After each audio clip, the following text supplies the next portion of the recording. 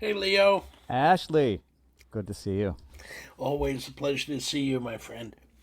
I imagine that writing a book is so solitary and such an isolating process, and then you take it out in the world and it's social and it's all input and it's all the other thing. Yeah. Well, it's not like performing music where it's immediate and visceral. And by the time you're talking about it, and by the time I'm holding a copy of the book, and by the time we're engaging with it, you've been through all this. Yeah, but still there's that fun aspect to it, like what are people picking up on and what's coming across to people. And I'm happy to see that, a lot of what I was trying to be clear about and what I wanted to focus on is coming across as the kind of message of the book. Yeah. And especially when it comes to Graceland and the idea that there's all these issues and added non-musical aspects that I didn't really want to preach on or have my own opinion on, but kind of like just lay out the facts and let the reader decide. A friend of mine yesterday forwarded me the article that you wrote and just said, "What do you think of this? What's your take on an analysis of a record through this lens?" And I said, "Well, I'm thinking about it a lot because I'm going to talk to the author who's a friend tomorrow. But what that showed me was that it's landing, that it's provocative, and that it's generating conversation and Right. discussion." And I keep thinking also about who's reading the Washington Post. Yeah. It is seriously kind of skewed to a certain Yeah. character and a certain ethnicity. Yes. Okay, let's put it that way. I've experienced this with my students at NYU, where they're like, I only want to look at music purely as music. I don't want to think about the cultural heritage or the black roots or anything like that. And I go, well, that's a very entitled position to have. Okay, that's fine.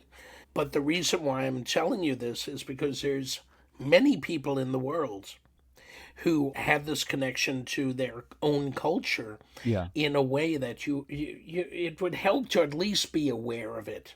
I'm Yeah. not saying it has to change anything about how you approach the music, Yeah. but the awareness of it is in no way going to hurt your appreciation for the music. Sure.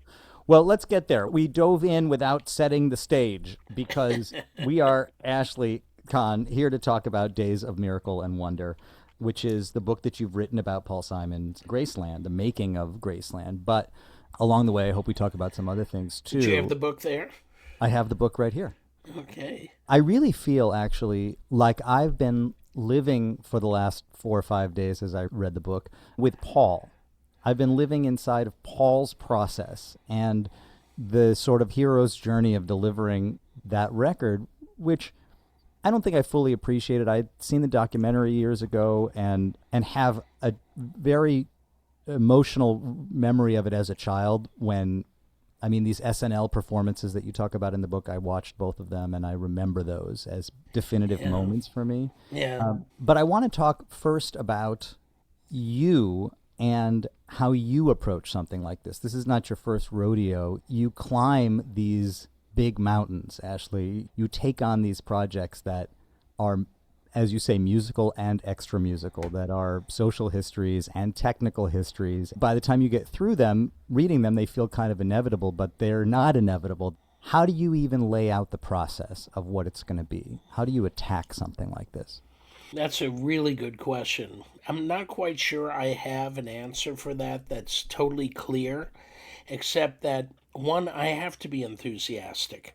This it takes so much slogging, even if you're doing all your research online, Hmm. and just opening up one tab after another, after another, after another, and going from this rabbit hole into another rabbit hole into and finding those moments of those questions which lead to stories or answers or discussions that I find incredibly interesting, such as, and this happened without much planning, but suddenly I was like, I have to explain why the album was a top 10 hit right away, but the singles all suffered on the charts. And I looked at it and I finally realized, oh my God, it's all about radio play. It was all about the fact that Graceland and the tunes that were coming off of Graceland didn't slot into this very formatted radio world that existed in the mid 80s. And Yep. so, who's going to be able to describe this the best? Well, it's the people who created that. The independent radio promotion guys who had like worked their way up to the top of the pyramid as far as their own profitability. They had created companies where all these radio stations were paying them a lot of money to tell them who to program and what to call it. And then they had invented these various formats: adult contemporary, yeah, AOR. AOR, album oriented rock, which was kind of fading by the mid 80s. CHR, which classic hit radio, or Classic hit something radio. like Yeah. that. But the idea that the singles were still the key to album sales, or the key to having a huge hit. Yeah. And the idea that the singles radio play was very controlled. Yeah. So I had to untangle that, but I didn't want to, go down too far into nerd territory and to geek out on just that. But to have it always apply, that became, for at least 1 week, some very intense research, and then how to weave it into the story of Graceland and to have it not sidetrack it too much. Same thing with digital recording technology and how Roy Halley found a way to balance that out with the warmth of analog tape, which was still being used. And that crazy moment in the mid 80s when those two formats in the recording studios, especially the top ones like Hit Factory, Amigo Studios in LA, they had this sort of cross pollination going on.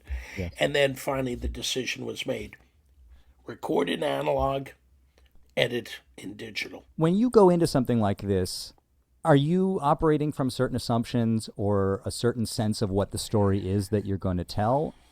Or are you pulling on threads and letting the story reveal itself to you? Especially with something like this. The most valuable thing you can do is allow the story to tell itself. And as a writer, I've found that my voice as a guiding kind of force within thing, I need to turn that down as low as possible. And if I dial it all the way back, it's usually because the materials that I've found, old interviews, new interviews that I'm doing, facts, statistics, figures, whatever, all are doing it for me. And that is when I'm like happiest. That is when I say, okay, I deserve that steak dinner tonight. I'm going to cut out at 5 because we just finished a chapter. And it's been told in a page-turning way. And that's as a writer, that's what I'm looking for. And if you find somebody else to deliver that line, that story, it's better than you delivering it if you can put it in somebody else's voice. The exception here, Leo, of course, is that, at the very end there's a reveal that I had a role in the whole Graceland phenomena. I was just a cog. I was a cog in the wheel. That I was tour manager with Ladysmith Black Mambazo while they were doing their own career building bit and taking advantage of all the attention that they were getting. And, this is a career that continues to this day. Yes. The sons and cousins, etc., of the original members now are Ladysmith Black Mambazo doing that material, going out with a synchronized dancing and synchronized, harmonized voices that are just unlike anyone else, Yes. But working with them and going into Graceland for a few dates and then off to do our own solo dates, that is the only time that you really hear my voice, which is the afterword of the book. You only revealed to me, because we're friends, a couple of years ago, that you had this earlier career in live music production. And I remember you told me some of the artists that you had worked with, Britney Spears in particular, who I thought, I would not have expected that from the guy who wrote the book on Kind of Blue and A Love Supreme. But I worked with Henry Threadgill on a Right. bus tour. Do I still have my cred? Just to calibrate things. Absolutely. You have all the cred that you need. But Listen, the whole Britney Spears thing, yeah. it was theater. It was amazing experience, and I really appreciated the crew and everything that went into it. Costume changes, lights, it was theater. Yeah. And you have to respect that from that level. And here was this woman who was still underage leading this whole thing and making it happen, you know? I say it with absolutely no judgment, only a slight surprise that we all contain multi-dimensional stories. I remember when my first book came out, I was in Italy, and in Italy they really draw the line between commercial and non-commercial, etc. And so here I am at some sort of jazz conference, and they're saying, like, how could you do this with Brit-? And I go, the check, I got paid. That's how I can do it. The money is the same. It's the same currency. But considering there has been a little bit of that divide in your life between the chapter where you were doing production management, whatever, tour management, and then this writing life that we know you for, and it gave me the sense that maybe this particular story was waiting for you to approach. It was the white whale. It was the one that you were going to have to do because it brought it all together. And the funny thing is, Leo, it came to me. This book was initiated by Atria Books, which is an imprint within Simon and Schuster. And they wanted to do something for the 40th anniversary, which, by the way, I should point out is August 25th. It was 1986 when it was released, and in 2026, this is the 40th anniversary. When my current editor first went to my agent kind of laughed and said, "Do I have the right person for you?" And when it was brought to you, how did you approach it? Was there any question? How I approached it was I blew the dust off in an old book proposal that I'd been sent around around 2012 when I had worked on the 25th anniversary box set. There's actually an essay by myself in that box set on the experience of being on the tour. But really, I put together the oral history because so much had been generated by the documentary that had been done that year called Under African Skies. Yes. And they wanted to utilize it in the book. I see. As I approached the book, I was thinking, wasn't there? Well, there was a documentary. I mean, I learned a lot in the documentary, particularly because, as I say, I was a kid when Graceland came out. So I honestly was pretty oblivious to all of the greater conversation around apartheid and the embargo and all of the sort of criticism that Paul Simon received. Yeah, the incredible rush to judgment that he had to deal with. And then, you look at that Washington Post article, and there's a rush to judgment, in the opposite direction now, without understanding the difficulties. And, oh, no, everything's okay. Well, that's easy for you to say in 2026, Mr. Entitled American. Actually, there was an op-ed in the Times the other day that talked about the expression, such and such has not aged well. That's a very trendy thing to say, oh, I watched such and such television show and it has not aged well. When you assume something hasn't aged well, you're assuming that whatever opinion we have today is the final opinion and that it's not going to continue to evolve. And, of course, what was problematic 20 years ago is less problematic now. What was fine 20 years ago is a problem today, and it's going to continue to do that. We're not done yet. Exactly. I mean, the thing is that the point that I try and make in the Washington Post article is it doesn't matter how you feel about Grayson, ultimately, what your judgment is about if Paul did it the right way or not. What matters is that Paul approached making that album with an acute level of awareness of what he was doing. And that as an example of how at that point, we were still learning. We were still finding vocabulary to describe what cultural appropriation meant. And if there was a good way of doing it, collaboration or exploitation would be the bad thing. The way that Paul created that approach is incredibly lesson-giving. You know, and the value of that has not gone away because all those issues couched in different terminology are still with us today. You know, there's a moment in the book when the album has come out, and I actually really want to talk a little more about the process of it and his journey to make it. But there's a moment when the album has come out and he's receiving all of this judgment, and he goes to a small handful of universities to meet with kids, and he spends an afternoon at Howard University. And these kids are absolutely up in arms. One of them is Bishop Tutu's daughter or granddaughter. She has complicated feelings, but then there's a young man who's an aspiring musician who's absolutely outraged about appropriation. And you have this one sentence about the guy afterwards, which is he went on to be a successful hip-hop producer. Yeah. And Grammy winning. You let that sit on the page, and I thought, I don't know if Ashley's doing this to me or if I'm laying this onto that sentence, but hip-hop is full of appropriation and repurposing and interpolation. And if he sampled one thing in his life, and I promise you he sampled more than one thing in his life, then what are we talking about? It's all shades of the same gray palette that we're talking about, you know.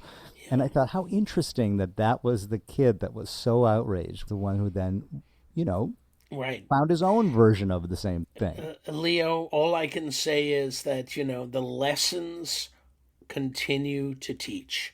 By the way, I did eventually reach that gentleman. Yeah. And I had a quick interview with him, about 20 minutes, half an hour. He still feels exactly the same way about Graceland. In his mind, whatever sampling fees, compensation that is due or credit that is due, even though that whole aspect of sampling has changed over the years, he still feels at Graceland that Paul crossed the line.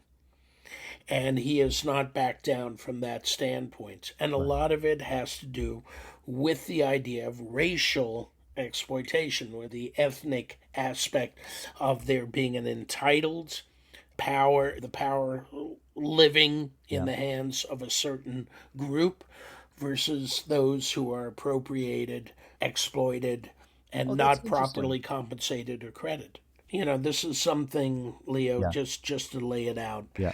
As far as cultural appropriation versus celebration or collaboration, when is it good? When is it not so good? What I try and do with my students is I say, let's break it down. What are the criteria? Okay. And I let them kind of figure it out. And then we usually, it doesn't take much, because these are future music professionals who have been dealing with the idea of how do you clear a sample? How do you monetize the whole musical act? And the three areas, credit, compensation, participation, are the areas in which things should be respected and taken care of. These are the boxes to check off. Credit, absolutely Paul was doing that. You can just look at the album cover and all the musicians that are properly credited and participating in the copyright. And even Ray Peary, who is co-producer of the album. Yeah. Then on another level, you have compensation, and he promised from the beginning to pay triple U.S. scale, which at the height of apartheid for black musicians, that was like a fortune. The money went a lot further back then. And these are not, this is not 1 and 2 days. I mean, they spent a long time in the studio. Well, it was almost 3 weeks. Yeah. And then finally participation, and this idea of Paul's that he was not going to recreate the sound with New York studio cats or New York touring cats and then take it on the road. He was going to go on the road with the artists who made the music with him in the studio.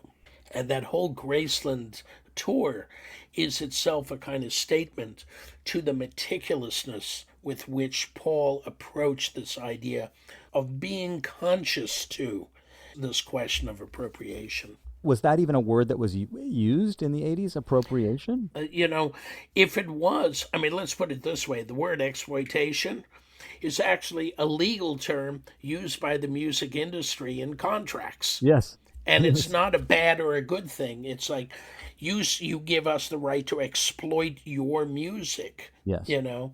So the idea that there's a more precise vocabulary now, I believe, is because of experiments and projects and successes like Graceland in the past. Yes.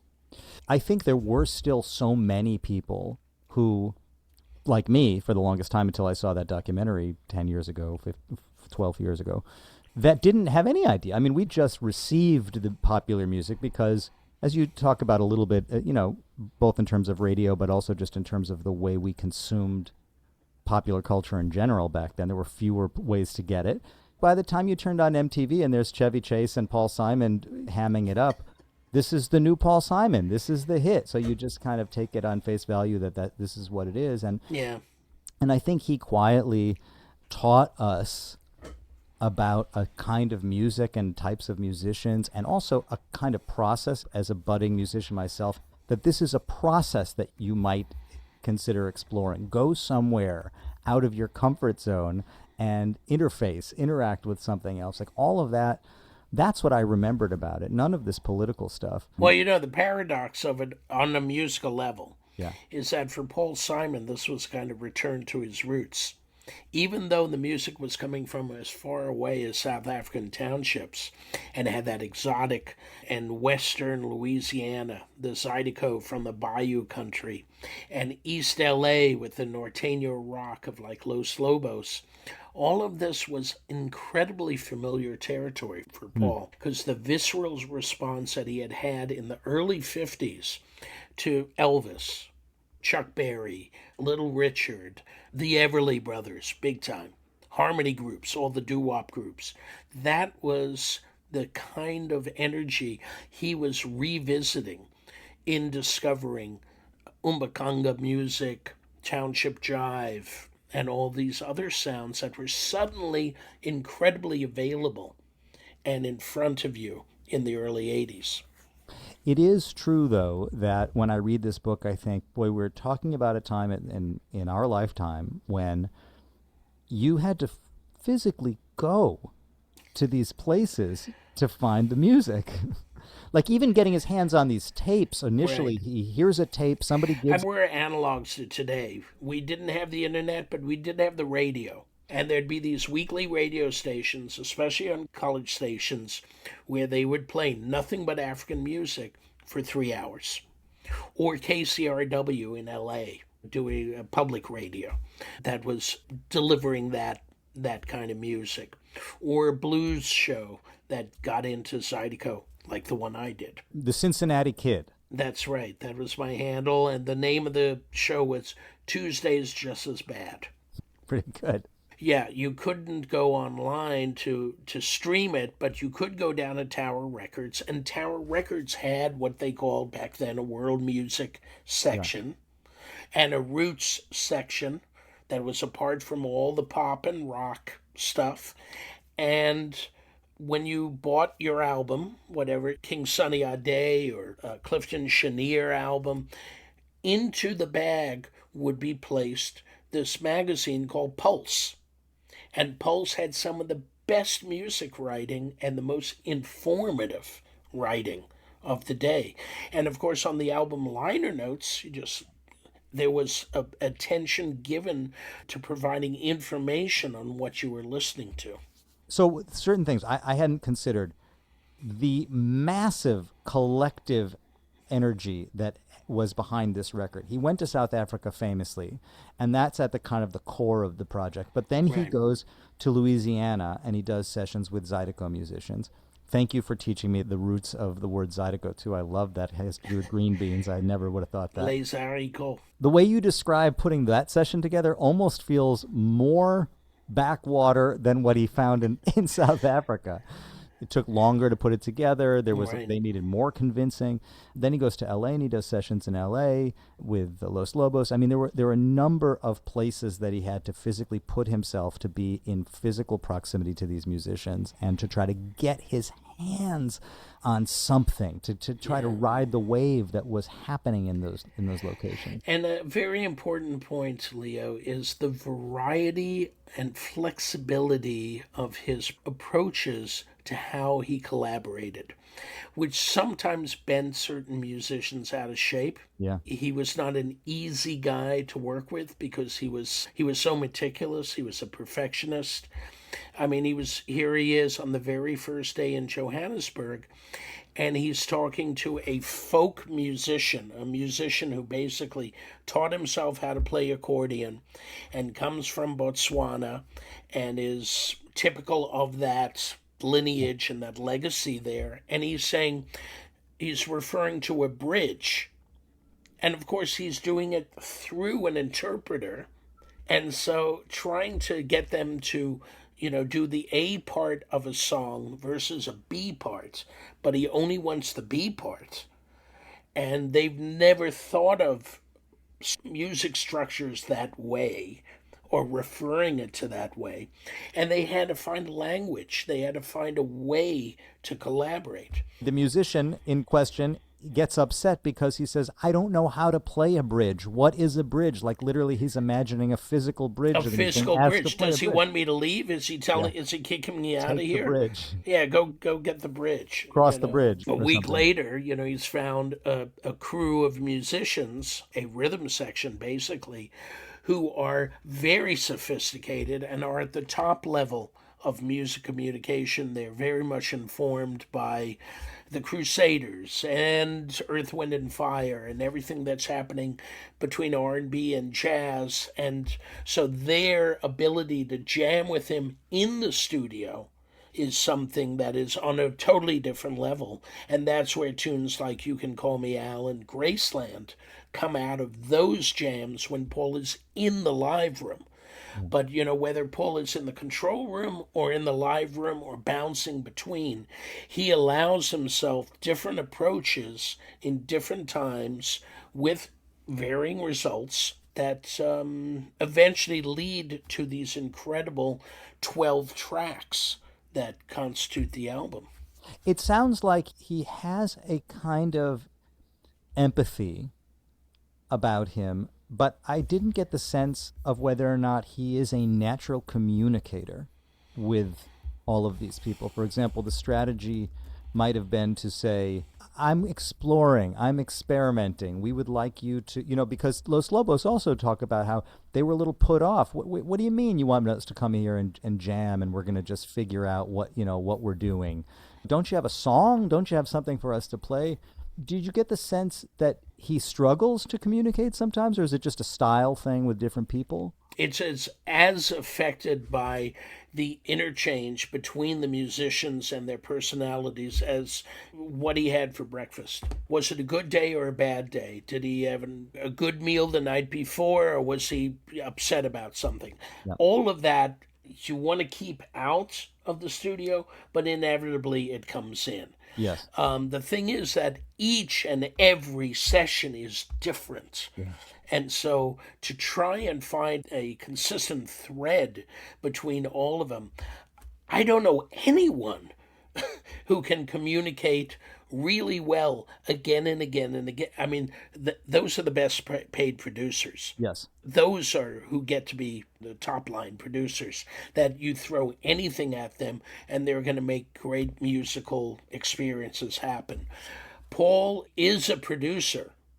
He's a self-producer. Yes. But he certainly, I think, was challenged and could be challenging, yes. Depending on so many factors. But I think that if there was anyone in the room who had the experience, who had talked about music again and again and again, Paul was probably one of the most experienced people there. Sure. As I was reading about the whole thing, I mean, the expenditure is outrageous. This is not a record that is easy to make on many fronts, including focus and endurance and stamina and vision, and also 3 weeks of jams that have to get edited down to 12 tracks or 4 tracks or 5 tracks. I cannot even imagine what those cassette sessions at his house were like, where he's listening and he's making notes and then he's going back and he's saying, okay, I want this and we're going to copy that. I mean, but also just that Paul was in a position that very few are in where he could pay for it. So he could keep putting his resources behind it. which is extraordinary. Well, this is the entitlement that I referred to before. And so he's very aware of that. But at the same time, he is not apologizing for it. And he's going to take advantage of the fact that he has these resources to really hammer it out and get it right. Because not only is he doing a collaboration on this album, he's absolutely redoing his whole approach to songcraft. I would say songwriting, but really he's putting together songs in the studio, so it's more of a craft thing. And it gets to the point where, he is discovering that his words are just not matching these African rhythms. And so he starts to really go into the rhythm itself. And this is very much like hip hop and very much like what I remember from the way that Motown had its sort of factory approach. It's the Detroit approach to constructing music, that you started from the bottom and worked your way up to melody and harmony, etc. And so as opposed to starting with words and chords, he's starting from the rhythm, finding the words that work, and comping. He's compiling his vocal. So Roy Halley's role, by the way, in the studio, it cannot be overstated. He's the real hero in the control room behind this whole phenomena of Graceland. Aside from a moment where you say Roy taps out for 2 weeks or something, he's got to take a vacation. Other than that, I don't see any evidence that he was burning out. As a matter of fact, quite the opposite. Halfway through the record, he straightens up, he stops smoking, he drops 60 smoking pounds. all of a sudden, which is such a great thing because, here he is in his 90s and he's still with us. Wow. Yeah. So huge shout out to Roy Halley for what he created here and everything that he did with Simon and Garfunkel, and coming out of basically being a staff guy at CBS Columbia Records, which is its own world. And I absolutely wanted to touch upon, as much as I wanted to touch upon the whole idea of the sidemen that he did eventually bring in, the New York guys like Rob Mounsey and Randy Brecker and Adrian Belew, whose guitar and guitar synthesizer was becoming very prevalent on a lot of albums back then. Again, when we talk about the collaborative nature of it, I think that's what's so remarkable about the story in general is this album clearly doesn't happen without the insistence and the determination of Paul, who again and again keeps going at it. He's looking for something and he's honing in on it. But then you've got Mo Austin and Lenny Waronker and all of these people at Warner's who, without them, it wouldn't happen. And then you've got the promo team and the visual team and the technical team and the musical team. It's hundreds of people who could credibly feel ownership of the success of the record, even the existence of the record. The idea of having a virtual round table, that there is this collective truth, and getting the voices of all the participants and the musicians and the witnesses and all who contributed to this. There's this idea that between all of their perspectives, that's when the truth is revealed. And that's something that informs you. That's what you bring into all these projects? That's a general statement, for sure.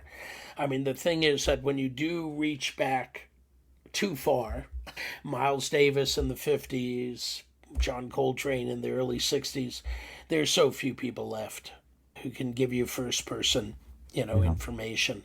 And so then you turn to research, and you try and find the little stories, the little moments of reflection, or the memories that add to a fuller understanding.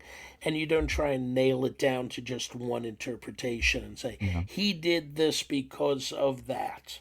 It's never like that. It's always, life is a complicated mess. And so is music making. You found a lot of old interviews with Paul. I'm sorry if this was addressed and I missed it. Did you talk to Paul for the book? Are these Paul's? I did not, and it was not addressed, Leo, so no apology needed. My whole approach was that I started from the outside going in, the management knew about it. And I also was very aware of the fact that there's a kind of resistance and extreme hesitation Paul has to going into this topic again. It's still painful. It's still painful. All the responses and the stickiness of the issue, the more that you try and handle it, the stickier it becomes, and the more that he explained. Yeah. But he had never done as many interviews around a project as he did with this. He had never written extensive liner notes for an album like he did with this.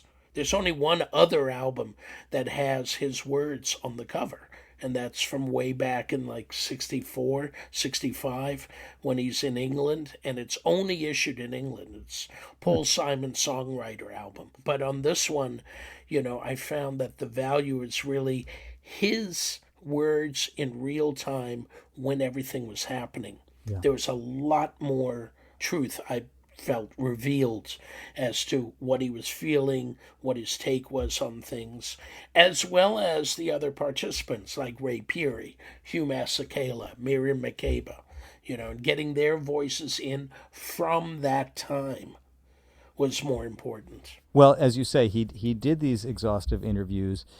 It is an interesting thing because he was sort of a glutton for punishment in that sense. He kept getting asked the same things over and over again and addressing them over and over again. And I guess the question that's sitting there is like, what would the critics have wanted? Like the ANC, as a matter of fact, the African National Congress, their position was, you don't ask for forgiveness, you only ask for permission. And considering Paul did not come to them. He did. I mean, that's the point, is that he did. But listen, I went deep inside this. Yeah. And administratively, structurally, if you look at the way it was handled, you have a very old school political organization where the people making the ultimate decision are all the way in Africa, in Lusaka, in exile. Yeah. With no appreciation nor understanding. I'm not saying they should have. They had their hands full. So respect to them, okay? Number one. Number two, how would they understand the possible value of what Paul Simon's Graceland might be able to do for South Africa in general? Which, by the way, at the moment that they're talking about, it doesn't exist. He wants to come over and go into the studio with these guys. And you do set the precedent that other white men had come in recent history and exploited, in the pejorative term, these musicians, taking advantage of them. So and also the boycott. Here we are, sort of the one thing I really tried to do in the book was to separate the cultural appropriation arguments, charges, indictments, versus the cultural boycott, which is what Stephen Van Zandt was up in arms about with Paul, etc., and other people. That he was just one step away from playing Sun City, which he had refused to do even when the offer to reunite with Art there had exceeded $1 million. Wow. And he said, no, I'm not doing that. So he was very aware of the politics at the time, but the boycott was very generally and loosely worded.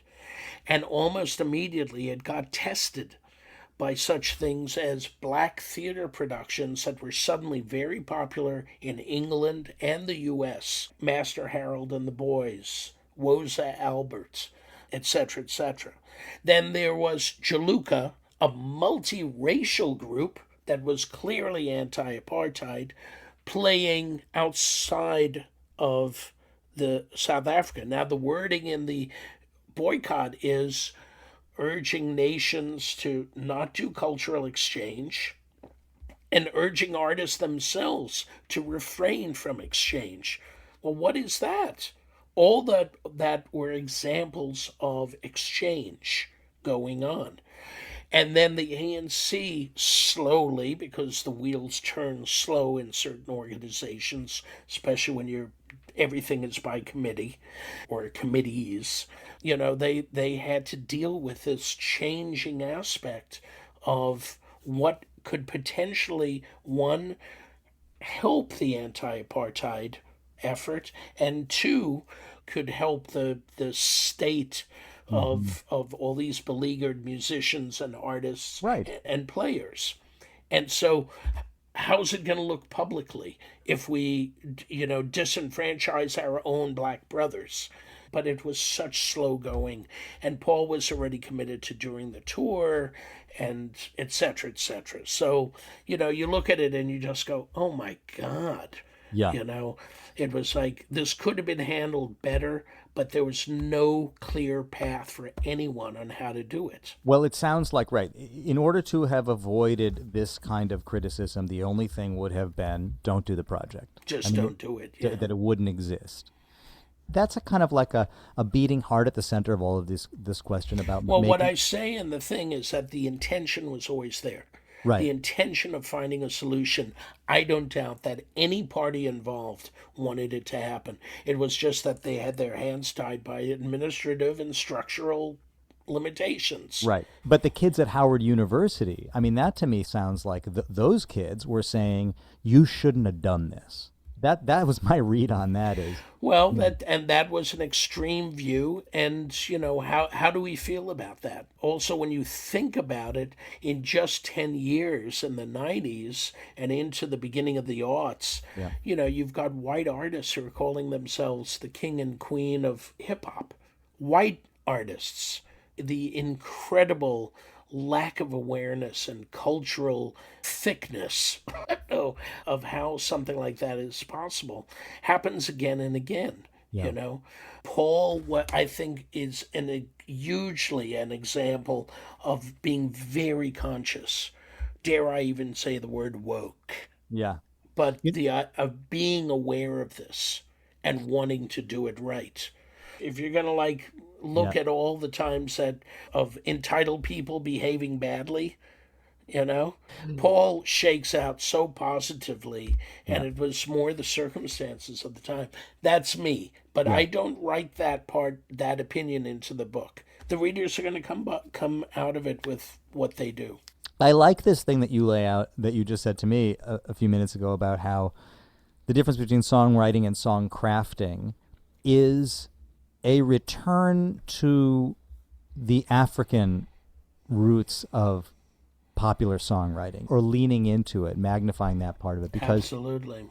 because he started so young, and by the time he gets to Graceland in that project, he's many, many years into a career into songwriting. And he starts in a very heady way. He starts by copying other people and sounding like other people. Then he finds his voice. He does all the things that you do as you're finding your artistic voice, right? But he, of course, in the 60s, he's much more melody driven, and he's much more up here. And then as he's moving down to the ground, he's returning to the mother. Not only is it him going to Africa to make a record, but it's him sort of like pointing the process to the ground, to the bottom, to the root, to Mother Africa in what songs are and how music operates. That's an interpretation I think that he would never. I don't think he thinks about music on that level.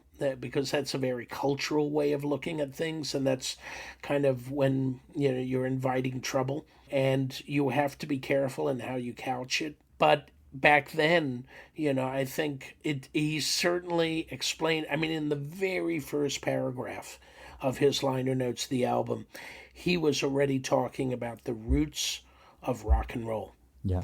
and how he's connecting that with what he's hearing. So yeah, it's really from the roots up kind of project, and the idea that those roots are black roots for the most part is something that I think comes as you think about it all the way through.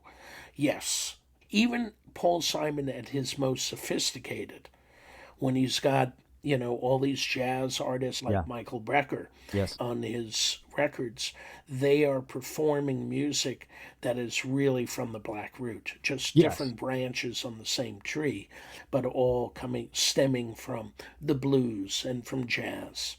He says in the book, you find him saying that he came to to the conclusion that he couldn't write until he heard the right sound. He needed to hear the sound, and when he heard the sound, then the words would start to come. Exactly. And so he's looking for these sounds, and these sounds are happening a lot of times. And he's waiting for the lyrics to come to him. He does not construct.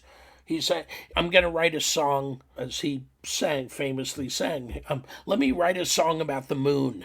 No, he's bouncing a ball in a secluded room, using that repetitive motion as a way to get into a Zen state, where all the words start to come to him. And then suddenly he's writing a song about the dissolution of his second marriage to Carrie Fisher, and it comes out as Crazy Love Part 2. And amazingly so, Or he reaches out to Linda Ronstadt and says, give me some ideas. Give me what I should write about for the second verse of this tune called Under African Skies. Because the first tune is going to be about Joseph Shabalala, but he felt very strongly about Linda being pilloried for her visit to South, more so than any other artist that went to Sun City. And she, in this terrible cover story in Rolling Stone that just took her apart for her willful innocence, or alleged willful innocence, where she's saying, I want to see this shit for myself. I want to see what it's about. Paul, I believe, was feeling very strongly that he wanted to support her. Yeah. And so he invited her onto the album. I love this idea. He's bouncing a ball in a closed room, in a private room, waiting to figure out what is he saying and try to find meaning inside of it. Yeah. Well, and the idea that the best lyrics at that point... Yeah. He's not writing Hey Schoolgirl in the second row anymore and trying to sound like Chuck Berry. He's writing whatever the words are that are going to come from his subconscious. Yeah. Most famously that part of Graceland where, he talks about there's a girl in New York City that calls herself the human trampoline. He goes, I was walking down Central Park West in front of the Natural History Museum, and that line came to me. Yeah. Why? From where? Who knows? Yeah. But he grabbed it and he hung on to it. And it's one of those crazy moments that makes perfect sense and sounds so deliriously joyful. Yes. In the middle of a song that can sometimes be a little introspective and somber.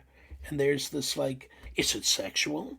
Is it this? Yeah, right. What does this mean? Exactly. I know what it means. It means we're bouncing into Graceland. Right. There was always something that was kind of mysterious about the record. I mean, the record is a mysterious amalgam. He went to Africa. He ended up finding something evocative of the American South. He not only is he talking about Graceland, but then he decides to bring in Zydeco elements. Mississippi Delta is shining like a national guitar. Suddenly, there's some intuition that he has that these are related, and he's not laying it out. It's not explicit, but it's sort of there, which I guess brings me to think about, okay, it's very convenient. It's 40 years that we're celebrating and remembering the release of the album, and of course, you had to do this book in a way that you could deliver it in time that it would be published within mere days of the original release of the album. I mean, there's a lot that goes into this. There was a blue-collar aspect to how Paul went about creating the music under deadline for his album,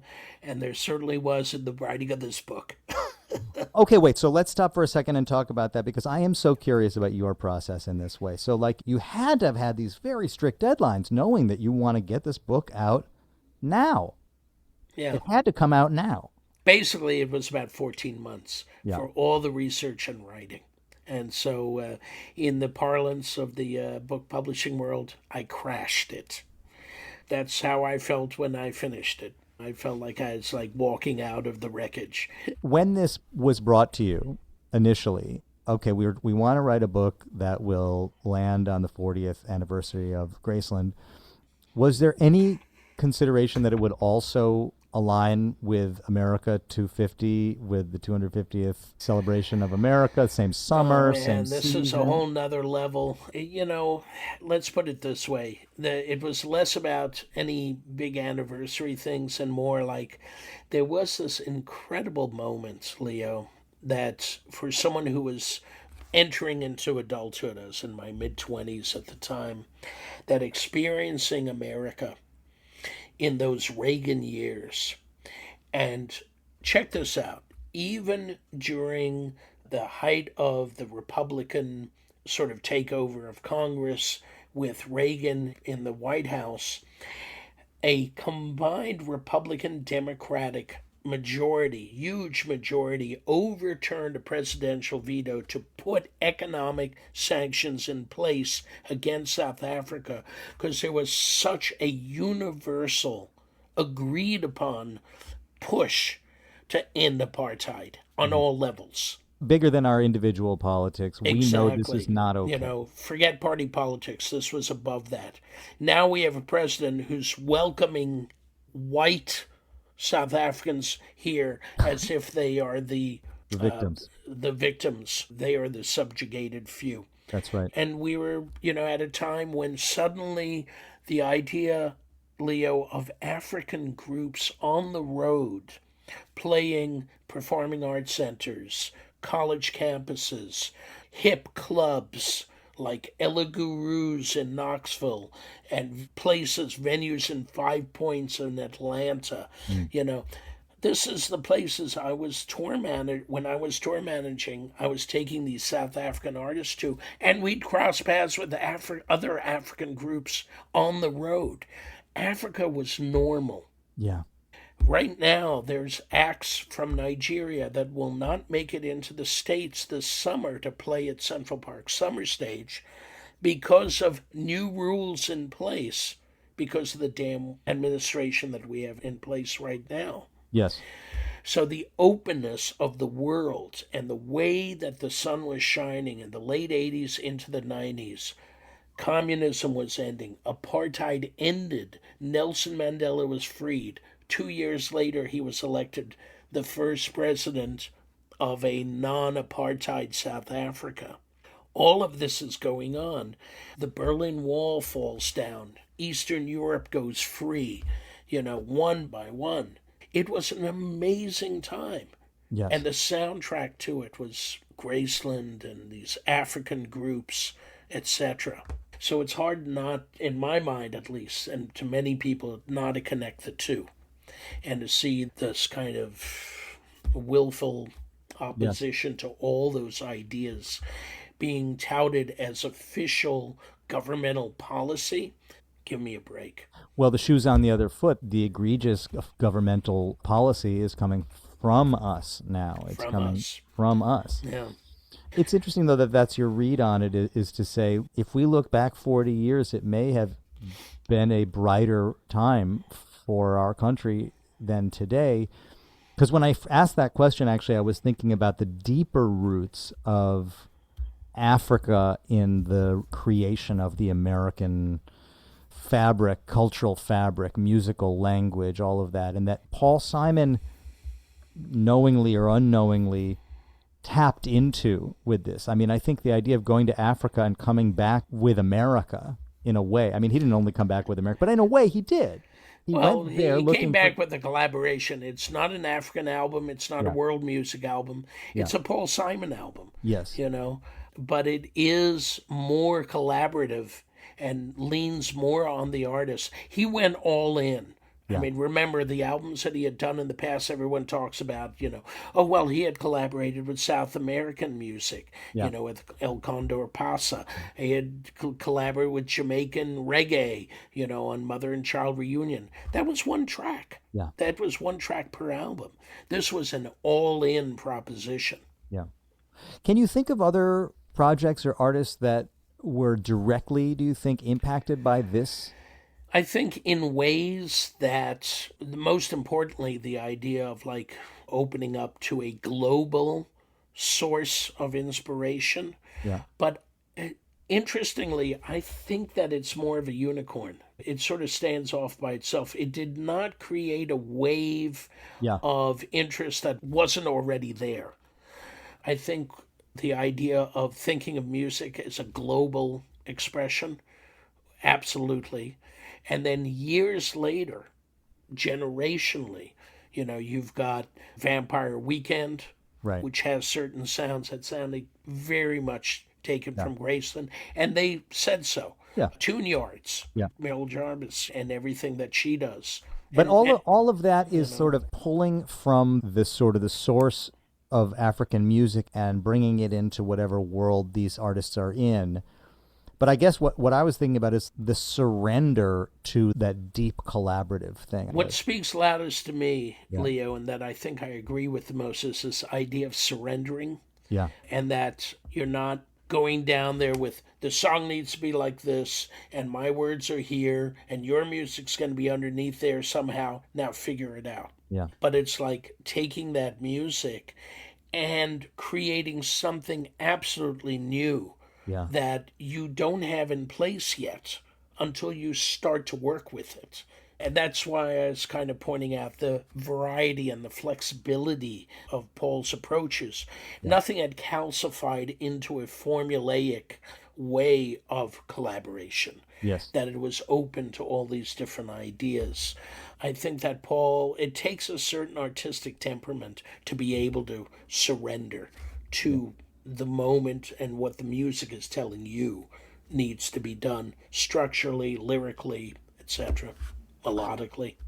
What do you hope people take away from reading this book now, and why do you think this is an important book to read now? Well, I mean, my standard answer is the answer I have for all my writing and all my lecturing and all my speaking and teaching, Leo, and that is ultimately the music speaks loudest and speaks for itself.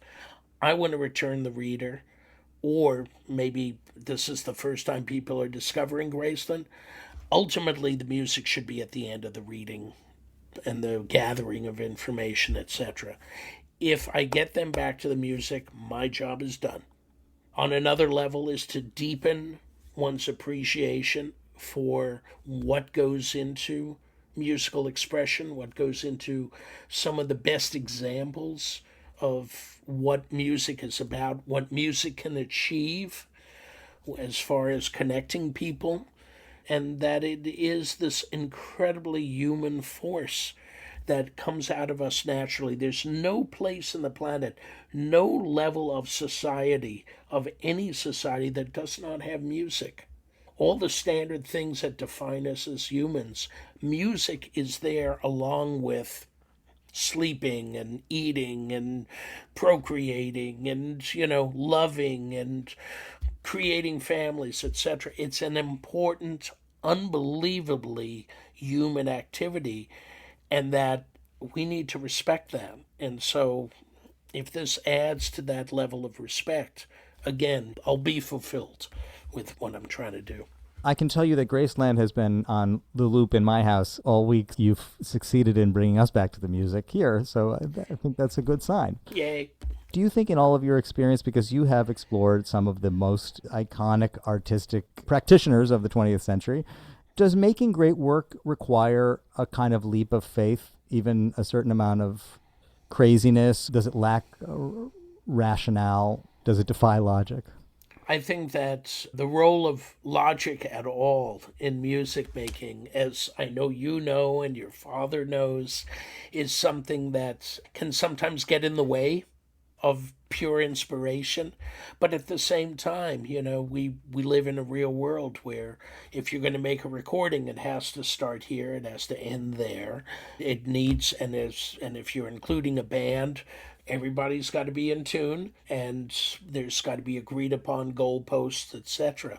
So it's never not logical. There's never not a rational aspect to it. But it's one of those things where the emotive side, the part that speaks loudest, music is an emotional language, pure and simple. And people who don't even understand the lyric, they can hear a connection. They can feel an emotional truth that's in that music. And I think that's what connects a lot of the artists that you were mentioning, like a John Coltrane and a Carlos Santana and a George Harrison and a Paul Simon. Ashley Kahn, Days of Miracle and Wonder. Congratulations. I love this book. Thank you so much, Leo. I've enjoyed this immensely. Such a treat to be able to speak with someone of your informed perspective. I'm informed because I read you, Ashley. Can't wait to hear you live again. Thanks so much, All right, man. All right. Be take well. Care. You too. Ciao.